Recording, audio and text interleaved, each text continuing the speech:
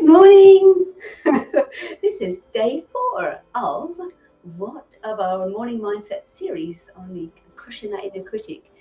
And yesterday we talked about the impact of staying stuck and how that affects your relationships with your family, your friends, even your career, sometimes your fitness and everything. As well as then we talked about the possibility of changing your perception and the difference that can make. We also talked about the forward movement and growth and the reasons for staying stuck and how that impacts you and your quality of life and how your children are watching what you're doing and making their own little blueprints from that. And then we talked about those unspoken feelings that something's missing and that just creates a negative environment, and not just for you, but for everyone around you. So, and those behaviors that when we're committed to a pattern of behavior because they worked in the past, they're probably the same ones that are limiting you right now. So we talked about that in more depth yesterday. And by the way, if this is the first time you're joining the 10-day Crusher and a Critic Reset, you can get the earlier trainings on my website by clicking on the action steps. Either way, good morning. I'm Pamela Hartnell, co-founder of Mindful Mastery and your empowerment strategist. And I'm super excited today because we're going to talk about the resistance to change. And I love talking about resistance, all the negative nellies. And we've just been joined by High Tech Mother. A very good morning, Miss Hannah. Thank you, High Tech Mother. Thank you for joining me. And I'm trying to focus on the camera, and the notes are coming up over there. And Jane, hey, good morning, Jane. Thank you for joining me. Where's my coffee and raisin toast? She's my friend I meet down the beach. So today we're going to crush those negative nellies and talk about finding strategies and resources and the resilience needed to handle things when making change becomes a challenge, because it will become a challenge, because it's like muscle memory. If you ever sit on a chair that's a different size or go up a step that are different sizes, you trip over or you go, whoa, that chair was a bit low. So muscle memory and habits and behaviors are the same thing. And it gets even more difficult when the people around you don't want you to change, because they want you to do and be the way that you were, because that keeps whatever they've got going on in place. And I'll talk about that a bit more in a second. So the only thing that's constant in this world, you've got to remember, is like taxes. Constant is as massive, change is as constant as death and taxes. Did I get that right? Yeah, change is as constant as death and taxes. I was trying to remember that saying then. So when we want to start making changes, we first need to understand our thinking. Like, why do we think we're ready to make that change now? What has changed so we think that? Like, what changes, what is it they're going to give us and the people around us, and how is everybody going to benefit? Because it can't just be about you, it has to be about everybody. And then, as I said yesterday, you have to get super comfortable with being uncomfortable, because you're doing something different and nobody likes it. Your body doesn't like it, the people around you don't like it. They need you to show up as you were. So it's a process, and it's one where you're going to need to treat yourself with love and kindness and patience, and learn to understand your own resistance to wanting to change and the self-doubt that creeps in and where that comes from. Acknowledge your own behaviors and the stories you have running around, and do that with a curiosity. I have this thing where something upsets me, or I'm trying to change something and I feel some emotional response. I say, that's interesting. And then I'll label whatever it is. So if someone's annoying me, I'll go, that's interesting. They're annoying me. And I'll go and explore it all. And that's something we'll go into later on as well. But the thing you need to remember, you have 50,000 thoughts a day or something ridiculous, but you only process a few. And I think I might have said that before. But you have to remember that thoughts are not facts. All right? Thoughts are not facts. And that's something to be mindful of. Just like you don't actually, and Sebastian says, good morning, Australia. And Pamela's a superwoman. Yes. Thank you, Sebastian. Something I want you to be mindful of is that you don't actually fear making change. It's not the change. It's the fear that you're going to lose something or someone that you think is valuable to you when you're making that change. And of course, that makes you doubt yourself, and it makes you doubt the actions that you need to take to make that change. So if you can focus on what you're going to gain rather than what you'll lose, just that little small change in focus, will help you stay on the right track and keep going.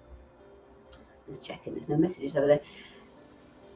Cool. So there's another reason many people struggle to stay on course is because they doubt themselves when making changes. It's because their reasons and their benefits for making that change are maybe fuzzy or unclear, or not well thought out, and or it's just like a spur of the moment. I'm going to do this, and you haven't really put much thought into it. So, or they're not resolute in taking the action, not determined enough. It's kind of the difference between being committed and just being interested. But we go about that into that later on in the week when we do goal setting on day 7.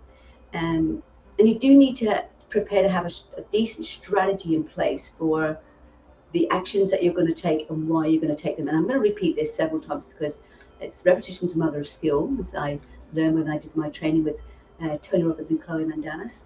So I want you to ask yourself why you want the changes to work. I mean, why is that important to you?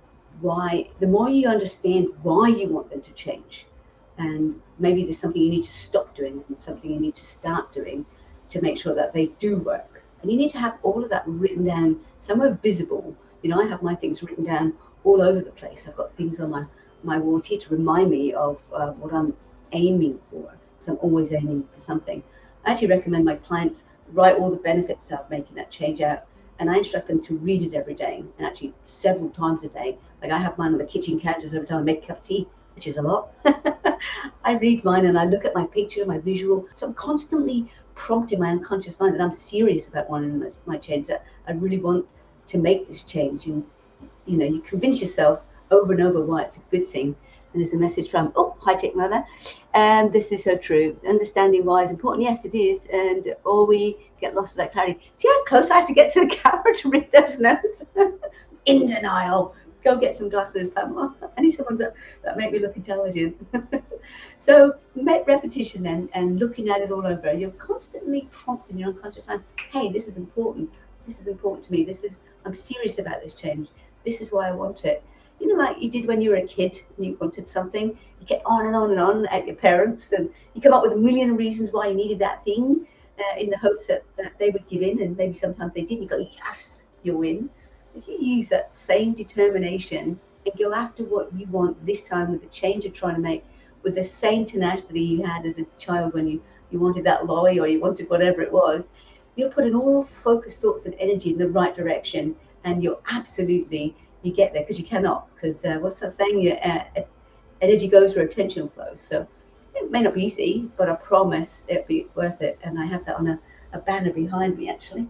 You can't read that because my big fat head's in the way, but it just reminds me. I've got things around my house reminding me all the time of what I'm working towards, and that, you know, and tough changes can't happen overnight, right? The process might be really, really slow. Sometimes I think, oh, why didn't it happen already, you know? But we're such a society right now where we want instant gratification, don't we? So you've got to understand that sometimes the process can be slow and it's little by little, and you just have to stick to that roadmap you've created. And you can see, I get my clients there, and I do it myself, I put it up on the wall and I can follow my progress along and go, and even if I slip back, you know, I can just go, that's okay, and I can, in my mind, I've got a picture of where I'm trying to get to, and I've got the end result sort of all the way down there. So you have to create a picture. And again, we go into more of this when we do goal setting on day 7. But think about it, it's like driving a car. When you are going to drive somewhere new, you need an idea of the direction you're going. So, and you know, a couple of the road names in your mind, so that you know whether you're on track or off track. So when you plan yours out, have each step that you want to take in place, and then have a contingency plan and a strategy for when it's going to go wrong, when it doesn't work out how you think it's going to go, when the negative nellies are getting in your ear, and you know, you slip back a little bit, right? Just have a little plan in place. So you can have your plan like that. And again, we'll do this more in depth when we set goals, but you can have it in place, and then underneath you can have, you know, your things that might go wrong with the negative nellies, resistance, slip backs, and you can have a little strategy, and it will remind you, I was going to do this, I was going to say that, trying to think. Kind of reminds me of, it's a bit like planning. You got to plan for everything, right? Every contingency. When I was coaching snowboarding, I had clients that you would take tablets so before the snowboarding lesson, so they wouldn't get stiff after. Anyway, go figure. So be kind to yourself, I guess, when you slip up and get off track. Just do what most people do and try and think about resetting. Just reset, and we are being joined by unlearn to rebuild. Oh yeah, it's a risk plan is good. Yes, it actually is. And so be kind to yourself if you slip up and get off track. Just do a reset and stop thinking you have to get it all right in one go and you have to make these big massive changes, right? I think that's when some people get too off track. They get too stuck because they think they have to make this massive change, and you really don't. Take the pressure off yourself, and you know, little by little, and realize that you're going to make mistakes, and that's okay, right? Take the pressure off yourself. Because it's hard to go after if you have this all or nothing attitude. It's either got to be this big change or no change. I mean, why does it have to be that? Right? So that habit you've got that you want to change, that didn't come all in one go. That sort of snuck up upon you because you started doing this and you started doing that and all that sort of stuff. So change can be a real challenge if you have an all or nothing attitude, right? I work with someone who smoked. I do hypnotherapy as well, and I work with someone who'd been smoking since they were 11 years old, and they came in and they were in their mid to late 60s. So I had to say to them, "Why do you want to change now? You've been smoking for all that time. Why bother?" But he had health issues, and so he had a real solid reason for why he wanted to change, and he knew that that change was important to him. So we did the process, and he knew it was going to be a process. And I said, "Look, you might end up slipping back a little bit," and explained all of that stuff to him. But we created a suggestion and we had a strategy in place for when he did slip back so that he didn't beat himself up. And then he set realistic expectations that, you can't smoke for 40, 50 years and then go poof and give up on the spot. It's not a magic pill. Otherwise, the smoking industry would be out of business. But so you've got to have a plan in place so you don't think that you failed. And he actually gave up after 2 sessions because we counted for everything. But I've got another lady actually who'd been smoking for a similar amount of time, but she smoked nearly a pack a day. So that, that habit of going out and that friendship circle that she had, because, you go down and you chat with the girls in the corner and all of the stuff that's involved with habits. And I've got a whole thing I want to do on habits and behaviors. But we did the same sort of thing, the same sort of strategy, and had her mantras and other things.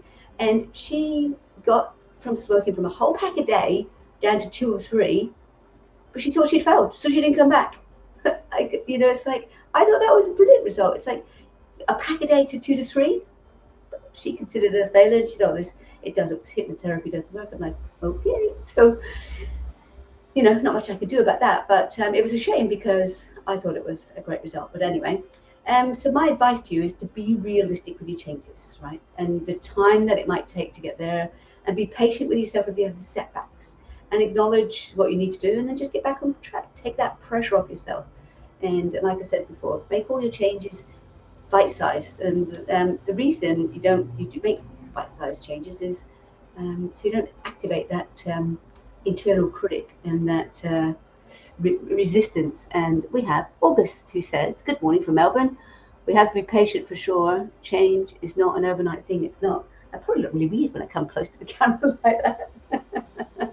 So yeah, it's like eating a big cake, little by little. So know in advance as well what habits and behaviors are likely to sabotage your efforts. I always say this and I always react to that. So know what habits or behaviors that you can change that are going to make a difference. And even if they're only little small ones, thinking about them in advance is like planning. Like I said with my snowboarding people, planning that they might be stiff after their lesson.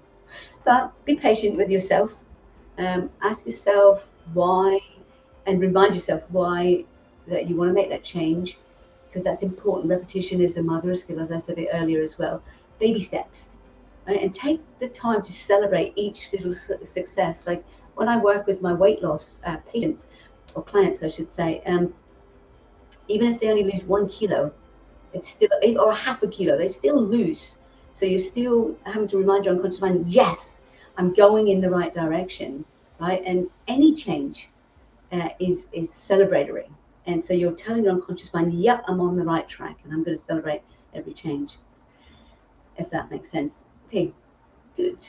Now, there is one big thing when you're making change, and that change can only be about you, All right, you can't change your partners, you can't change your kids. You'd probably like to change your kids, but you can only change yourself. It's not your job, because they've got their their life to live, and you've got your life to live. And just like they shouldn't be controlling you, you shouldn't be controlling them. But besides, how does actually changing them actually help you grow? Think about that. It might make your life easier, it might make it quieter in the short term, but it doesn't actually help you grow. And that reminds me of another client I've got who gets super stressed every time their kids argue, and they would drive her crazy. And she would do whatever she could to shut them up. She'd holler at them, be quiet, and just so she could fix the problem of noise. But it was just temporary, because it didn't do anything to help her understand her frustration with the noise. So she never understood why she was impacted by it. So again, next time when they argued, it was the same thing. It was like over and over. She never got to the bottom of why that arguing out there annoyed her, right? And had this superficial answer, oh, I just don't like it, it just annoys me. And August says, it's resistance. Ed, it's all resistance, resistance is futile.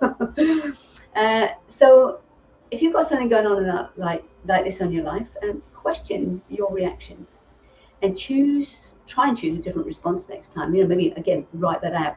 When this happens, I'm going to try this, and then notice what you're thinking and you're feeling, and because that's all information, right? Emotions are information, all right? Especially when you're dealing with your friends and your family that don't want you to change.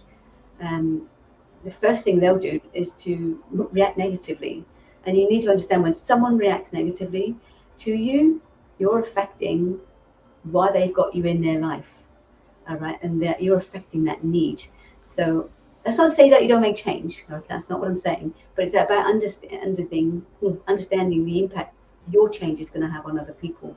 Because when you understand their resistance, you can have a strategy in place for that too. So you can get ready to respond with their resistance, and you can deal with them more effectively. So, and a good question to ask yourself is, how does your behavior or your habits support someone else's needs right now, like your partner's needs or your children's needs? And I'll give you an example, because it's really important to understand this. You may have a controlling partner. I did, or a friend, or even a boss, and you may allow that person to control what you think and do and what you can have at some level, and it won't be everywhere in life. But then you maybe decide one day, and I did this too, that you're done with that, and you want to make changes, and you want to increase your own confidence, and you want to make your own decisions, and you want to do your own thinking. Well, when you start doing that, you won't need to be told anymore. So that person will have less power and control over you, and you'll then start resetting your boundaries in the process. Now, that person needed you to be insecure because they needed you to be something and someone they could control, because that was filling their need, because maybe they were powerless in their childhood and they want now somebody to control. But suddenly you're not insecure anymore, and they'll feel a loss. You don't need their advice, and all of a sudden they feel unimportant. So they're going to create a thing. What do you want to do that for? They're going to create a fuss for you. They're going to make it difficult, and it can get hard. And Reset Your Life, Pamela says, producer, what? Glasses would be nice. Oh, my producer said glasses would be nice, but I had to get some fancy ones.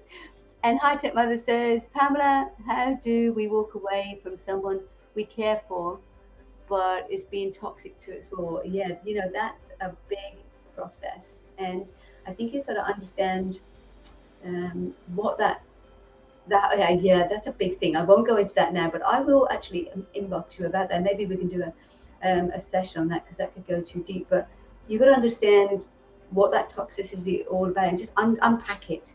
Like, what does it mean for you, and who are they to you, and what would happen if you let them go, and the benefits of letting them go as opposed to keeping them, I guess. So that's it. Yeah, kind of a big topic, but maybe just unpack everything about it rather than get involved in it, because those kind of people, they'll make your life difficult because they need you to be that insecure person so they can have control over you. And I guess when you understand why they're in your life, everyone's in our lives for something. They need to fit there, and you're fitting their need, they're fitting your need. And thank you. Maybe a program on that. Absolutely, I could definitely do a program on that, getting rid of toxic people in your life. Okay, and why you hold on to them is a good thing. Now, I don't know who you have in your life that fits that picture, but I'm sure you probably do. And like High Tech Mother, if someone springs to mind, write it down and explore it in its entirety. And even if you can't, just give it some more thought and see what you come up with. Because all of this is about being organized, so, and having a plan and strategy so you avoid getting dragged back into what you've always done, right? If you always do what you've always done, you'll always get what you've always got, as they say. And have a solid plan. So rather than getting caught out and not knowing what to do, if you've looked at your plan, you've made a strategy for all these contingencies, you go straight to that. You haven't got to go, it's a bit like eating dinner at night. And if you plan it out the night before, or wearing clothes, right? You plan it out the night before, you just put it on. You don't think, oh, what do I want to wear? I don't know what I want to wear. That is where all the doubt comes in, and that's when it stops working for you. And I just saw August come up. August, very well said, Pam. Thanks, August. I appreciate you sharing that. So you may find that you need to change friendships, as High Tech Mother was maybe thinking about theirs, and setting better boundaries. Like toxic people need boundaries, and all of these are like massive challenges when you start making changes. And those close to you, who are so unsupportive of your changes, will make you feel guilty, and then you'll want to abandon your efforts. And that's why if you don't have that contingency plan in place, you're like, oh, I don't know what to do, and you'll abandon your effort before you get a chance to succeed. So you need to write out your solid why for making that change, as I said already, and keep it somewhere visible. And the reasons why. So every time you start doubting yourself, like, remind yourself, right? Write out all the benefits and remind yourself why it's a good thing, and read it repetitively over and over and over again, like that little kid that we talked about earlier.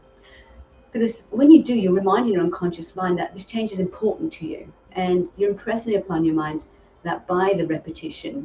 So later on in the week, we're going to be, I think it's maybe day 7, we're going to be using a thing called change document, and that's when we set our goals. And you can make that a heading by saying, this goal is important to me, or this change is important to me because, all right? And then you're going to have that change document around so that you can refer to it all the time, and you can have it presented all over the house. But when you put on that, this change is important to me because, and you list all the reasons, again, you're convincing your mind of why it's important to you. And again, something we'll do in goal setting is about recording it and using all your senses, but we'll go into that deeper then. So repeat that, read that document every day and read it and record it so you can hear it, because repetition is super important. That's why I've been saying a few things on here several times, especially when everything is challenging and feel like giving up. And honestly, if the people around you aren't supporting you, and maybe even doing the opposite and sabotaging your efforts, that's when you read that change document and you listen to your recording, convince yourself of why you want it. It doesn't really matter what they want for you, because otherwise you're living their life, right? So repetition is key, and I've said that a lot today because repetition is key, right? Every action step, repeat, repeat, repeat, repeat. We keep reinforcing. And Parker says, sorry, I'm late. Yes, push-ups. Husband and watching together now. Oh, that's fantastic. That's awesome. So, but do 10 push-ups for being late, Parker. I want video evidence of that. So the reason you're wanting that change, you constantly remind yourself of that, because remember, if nothing changes, nothing changes. I love that saying, actually.